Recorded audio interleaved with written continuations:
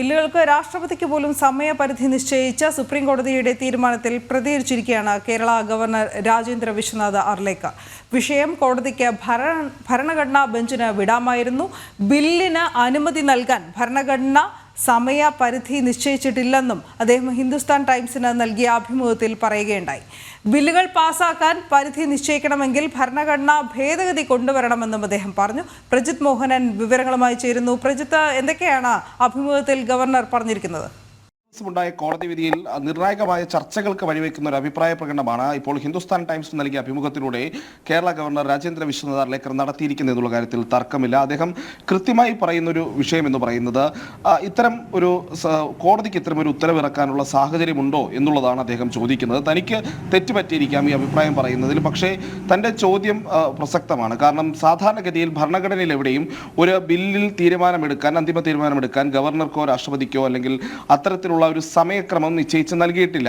അങ്ങനെ ഒരു സമയക്രമം നിശ്ചയിക്കാത്ത സാഹചര്യത്തിൽ സുപ്രീം കോടതി അത്തരമൊരു ഉത്തരവിടുന്നത് ഏത് സാഹചര്യത്തിലാണ് എന്നുള്ളതാണ് അദ്ദേഹം ചോദിക്കുന്നത്. ഇനി ബില്ലുകളിൽ തീരുമാനമെടുക്കാൻ ഒരു ടൈം ഫ്രെയിം വേണമെന്ന് കോടതിക്ക് ഒരു നിർദ്ദേശം നൽകാമെങ്കിൽ അത് നൽകാൻ കഴിയും. പക്ഷേ അതിനപ്പുറത്തേക്ക് കോടതി അതിലൊരു തീരുമാനമെടുക്കാനുള്ള സാഹചര്യം നിലവിലില്ല എന്നുള്ളതാണ് അദ്ദേഹം ചൂണ്ടിക്കാട്ടുന്നത്.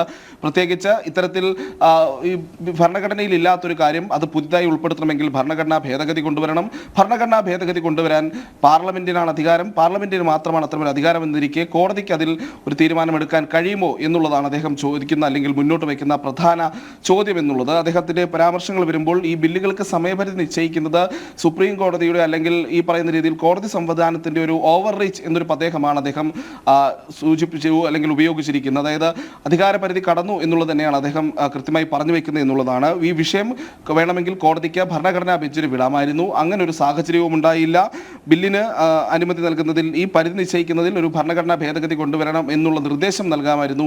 അതും ഉണ്ടായില്ല. പക്ഷേ അത്തരം നിർദ്ദേശങ്ങളോ അല്ലെങ്കിൽ ഈ പറയുന്ന രീതിയിൽ ഭരണഘടനാപരമായ കാര്യങ്ങളോ നിർവഹിക്കാതെ ഒരു വിധിയിലേക്ക് പോയി എന്നുള്ളത് തന്നെയാണ് അദ്ദേഹം ചൂണ്ടിക്കാട്ടുന്നത്. എന്തായാലും ഈ ദേശീയ മാധ്യമത്തിന് നൽകിയിട്ടുള്ള ഈ പ്രതികരണം അത് വരും ദിവസങ്ങളിൽ ചർച്ചയാക്കുമെന്നുള്ള കാര്യത്തിൽ തർക്കമില്ല. പ്രത്യേകിച്ച് ഭരണഘടനാപരമായ വിഷയങ്ങളിൽ കോടതികളുടെ അധികാരം എവിടെ വരെ, അത് എത്രത്തോളം ആകാം എന്നുള്ള കാര്യങ്ങളിൽ അടക്കം പാർലമെന്റിന്റെ അധികാരം തുടങ്ങിയിട്ടുള്ള വിഷയങ്ങളൊക്കെ വലിയ ചർച്ചകൾക്ക് വഴിവെക്കുമെന്ന കാര്യത്തിലും തർക്കമില്ല. അനു.